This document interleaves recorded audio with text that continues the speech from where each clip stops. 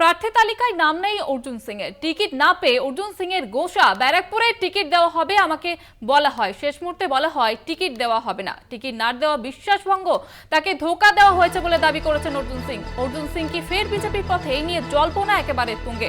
তৃণমূলের টিকিট না পেয়ে গোসা অর্জুন সিং এর। গতকালই প্রার্থী তালিকা প্রকাশ করা হয়েছে 42টি আসনে। তৃণমূলের তরফ থেকে প্রার্থী তালিকা ঘোষণা করা হয়েছে, তবে সেখানে ব্যারাকপুরের নাম নেই অর্জুন সিং এর। তার বদলে পার্থ ভৌমিক তার নাম উঠে এসেছে এবং তারপরে গোসা অর্জুন সিং এর। ব্যারাকপুরে টিকিট দেওয়া হবে তাকে বলা হয়, তার যেমনটা দাবি, কিন্তু শেষ মুহূর্তে তাকে টিকিট দেওয়া হয়নি। আর বিষয়ে বিস্তারিত জানবো, কথা বলবো প্রতিনিধি জয়ন্তর সঙ্গে। জয়ন্ত রয়েছে আমাদের সঙ্গে টেলিফোন লাইনে। জয়ন্ত, আবারও তিনি গোসা, তিনি কি বিজেপিতে যোগ দিতে চলেছেন? একটা জল্পনা কিন্তু উঠছে। সাংসদ, ব্যারাকপুরের সাংসদ অর্জুন সিং তিনি কিন্তু যথেষ্ট ক্ষুব্ধ হয়েছেন যে কেন তাকে এবছর টিকিট দেওয়া হলো না, সেখানে পার্থ ভৌমিককে কেন টিকিট দেওয়া হলো। দলের একাংশ কিন্তু অর্জুন সিং এর বিপক্ষে চলে গিয়েছিলেন। সেখানে দেখা গিয়েছিল জগদ্দল বিধানসভার যে বিধায়ক ছিলেন সম্রাট শ্যাম থেকে শুরু করে বীজপুরের বিধায়ক সুবোধ অধিকারী, এই যে বিধায়করা তার এগেইনস্টে চলে গিয়েছিলেন। এই যে দলের মধ্যেই যে মতবিরোধ তৈরি হয়েছিল, সেই কারণে অর্জুন কিন্তু টিকিট পায়নি।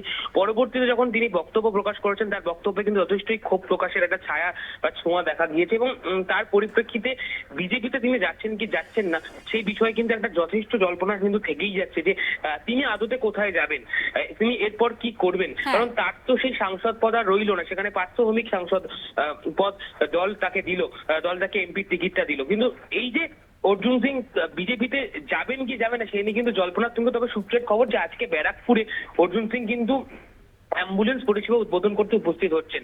অর্থাৎ সেই সময় দাঁড়িয়ে কিন্তু বোঝা যাবে যে অর্জুন সিং এর আদতে মন্তব্য এবং আদতে তার তিনি কি তার ডেস্টিনেশন ঠিক করেছেন, তার গন্তব্য কোথায়, আদতে কি বিজেপির দিকে, সেটা সেই জল্পনা কিন্তু একেবারে উড়িয়ে দেওয়া যাচ্ছে না। একেবারে ধন্যবাদ জানাবো জয়ন্ত। অর্জুন সিং এর গোসা, তার নাম নেই প্রার্থী তালিকায়, কি মন্তব্য করেছেন তিনি, শুনুন। আমাকে বলা হয়েছিল ব্যারাকপুরে টিকিট দেওয়া হবে। কে বলেছিল? যে দলে নিয়ে এসেছিল সেই বলেছিল। এবার টিকিট দেওয়া হয়নি, আজকে শেষ মুহূর্তে বলে দেওয়া হলো না টিকিট দেওয়া হবে না।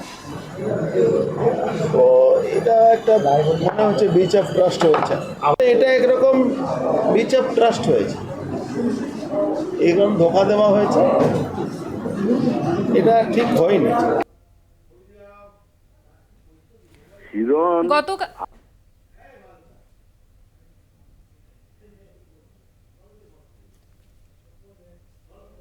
গতকালই 42টি আসনের প্রার্থী তালিকা ঘোষণা করা হয়েছে তৃণমূলের তরফ থেকে। জনগর্জন সভা থেকে প্রার্থী তালিকা ঘোষণা করা হয়েছে এবং সেখানে যেমনটা দেখা যাচ্ছে ব্যারাকপুরের প্রার্থী হিসেবে নাম নেই অর্জুন সিং এর, তার বদলে পার্থ ভৌমিকের নাম উঠে এসেছে এবং তারপরে ক্ষোভে ফেটে পড়েছেন অর্জুন সিং। টিকিট দেওয়া হবে না জানলে তিনি তৃণমূলেই ফিরতেন না, এমনটাই দাবি করেছেন এবং তাকে ধোঁকা দেওয়া হয়েছে বলে দাবি করেছেন অর্জুন সিং। আপনাদের আবারও একবার জানিয়ে রাখবো, গতকাল যেমনটা দেখা গেল যে প্রার্থী তালিকা ঘোষণা হয়েছে কিন্তু প্রার্থী তালিকায় নাম নেই অর্জুন সিং এর, আর তারপরে ক্ষোভে ফেটে পড়েছেন অর্জুন সিং এবং তার অনুগামীরা। যেমনটা তিনি বলছেন যে প্রার্থী তালিকায় নাম না দেওয়া হবে না জানলে তিনি তৃণমূলে ফিরতেন না, টিকিট না দেওয়া বিশ্বাসভঙ্গ, তাকে ধোঁকা দেওয়া হয়েছে, এমনটাই মন্তব্য করেছেন তিনি।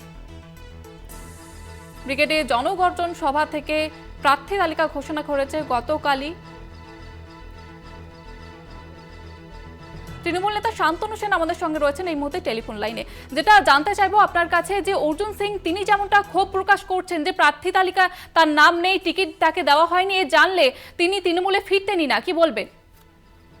দেখুন, তিনি যখন দলে ফিরেছেন তখন দলের নেতৃত্বের সাথে তার কি কথা হয়েছে সেটা তো আমার পক্ষে বলা বা জানা সম্ভব না। আর আমি এটাও মনে করি যে দল করে, দলের জন্য কাজ করে প্রার্থী হওয়ার স্বপ্ন দেখাটাও কোনো অন্যায় নয়। কিন্তু তারপরে এটাও ঠিক যে পরবর্তী ক্ষেত্রে যখন দলীয় নেতৃত্ব একটা সিদ্ধান্ত নেয় এবং অন্য কাউকে প্রার্থী করে, তখন যদি নিজেকে তৃণমূলের সৈনিক হিসেবে কেউ মনে করে তাহলে দায়িত্বের মধ্যে পড়ে মন যতই খারাপ লাগুক সেই প্রার্থীকেই কাঁধে করে তৃণমূলের প্রতীকে ভোট বৈতরণী পার করে যেতাম। তৃণমূল কংগ্রেসের সৈনিক হলে এটাই তার কর্তব্য হওয়া উচিত। বেশ, ধন্যবাদ জানাবো আপনাকে। টিকিট না পেয়ে অর্জুন সিং এর গোসা, তিনি যেমনটা জানাচ্ছেন যে টিকিট দেওয়া হবে না জানলে তিনি ফিরতেনই না তৃণমূলে।